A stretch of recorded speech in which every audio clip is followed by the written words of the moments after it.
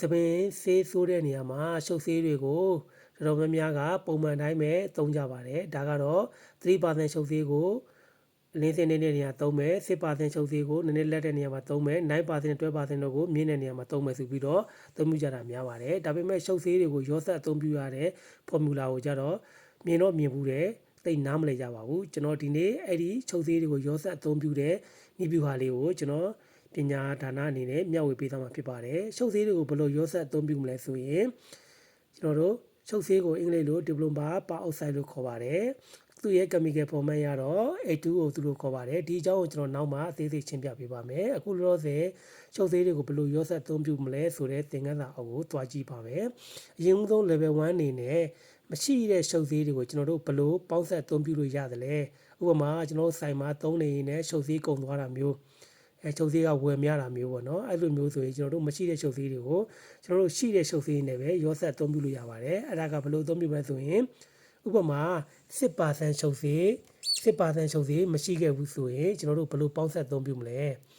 အဲ့တော့10% ရှုပ်သေးမရှိခဲ့ဘူးဆိုရင်သူ့ရဲ့အောက်က10နှိမ့်နဲ့3% ရှုပ်သေးနဲ့သူ့ရဲ့အထက်မှာ10မြင့်နဲ့9% ရှုပ်သေးတို့ကိုစတူရောဆက်ခြင်းအပြင်10% ရှုပ်သေးကိုကျွန်တော်တို့ရရှိမှာဖြစ်ပါတယ်အဲ့တော့ကျွန်တော်ကရရှိတယ်ပြောတိုင်းမယုံပါသေးနဲ့ကိုကျွန်တော်တို့ဘယ်လိုပေါင်းဆက်ပြီးရလာတာလဲဆိုတာကိုဆက်လက်စောင့်ကြည့်ပါမယ်အဲ့တော့3နဲ့6နဲ့3နဲ့9နဲ့ပေါင်းရင်10% ရှုပ်သေးရတာမှန်ပါတယ်ဒါဆိုရင်ဘယ်လိုပေါင်းပြီးရခဲ့တာလဲဆိုရင်ဒီမှာကျွန်တော်ပေါင်းကြည့်ပါမယ်3 plus 9 3 plus 9ထိုနှစ်ခုပေါင်းလို့ရှိရင်12ဆိုတဲ့အဖြေရပါတယ်ဟုတ်ပြီအဲ့12ကရှုပ်သေးမဟုတ်သေးပါဘူးเนาะ12ကရှုပ်သေးမဟုတ်သေးပါဘူးဒါဆိုရင်12ကိုကျွန်တော်တို့10% ရှုပ်သေးရအောင်ဘာလို့မဆိုရင်2နဲ့စားရမှာဖြစ်ပါတယ်ဘာလို့2နဲ့စားရတယ်လဲဆိုရင်3တခု9တခုအဲ့နှစ်ခုပေါင်း2မလို့ပါဒါဆိုဒီ2နဲ့ဒီတွဲကိုသွားစားလို့ရှိရင်ကျွန်တော်တို့10%ရပါတယ်ဒီမှာစားကြည့်ပါမယ်12နဲ့เนาะ12က3နဲ့9နဲ့ပေါင်းခြင်းရဲ့ရလာတဲ့12ဖြစ်ပါတယ်2ကတော့ဒီနှစ်ခုရဲ့ဒီနှစ်ခုနဲ့မြောက်တာမို့နှစ်ခုနဲ့ပေါင်းတာမို့လို့နှစ်ကိုထည့်လိုက်တာဖြစ်ပါတယ်ဒါဆိုရင်2ရှောက်လီ12အကျွင်း0ဖြစ်သွားပါပြီဒါဆိုရင်စားလက်သည်10%ဖြစ်ပါတယ်ဒါဆိုရင်ကျွန်တော်တို့လိုချင်တဲ့10%ရှုပ်သေးကိုရရှိပြီဖြစ်ပါတယ်အဲ့တော့အပြင်မှာတော့ဘယ်လိုပေါင်းရမလဲဆိုရင်เนาะ3တဝက်9တဝက်ပေါင်းခြင်းအပြင်เนาะ10%ရှုပ်သေးကိုရရှိမည်ဖြစ်ပါတယ်အဲ့ဒီနည်းတိုင်းပဲကျွန်တော်တို့9% ရှုပ်သေးမရှိခဲ့ရင်ရောဘယ်လိုပေါင်းမလဲဆိုရင် formula ရ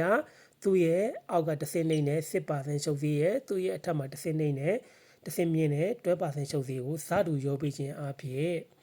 9% ရှုပ်သေးရပါတယ်ဒါဆိုရင်ဘယ်လိုပေါင်းမလဲကျွန်တော်တို့ထပ်ပေါင်းကြည့်ပါမယ်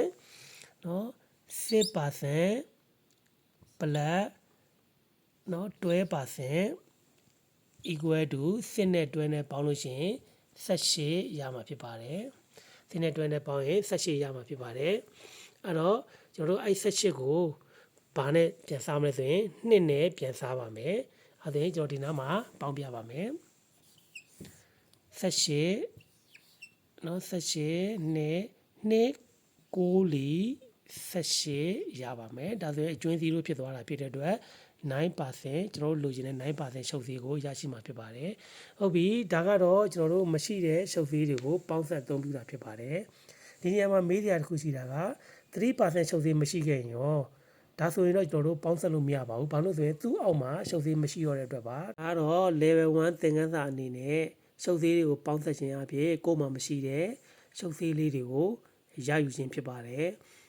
level 2သင်ခန်းစာမှာတော့ဒီရှုပ်သေးတွေကိုအပြန်ပြန်လန်လန်အစရည်တွေမြောက်များစွာပေါင်းခြင်းအပြင်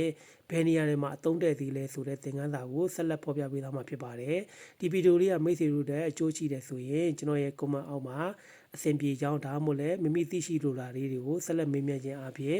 အားပေးနိုင်ပါတယ်အားလုံးကိုကျေးဇူးများကြီးတင်ပါတယ်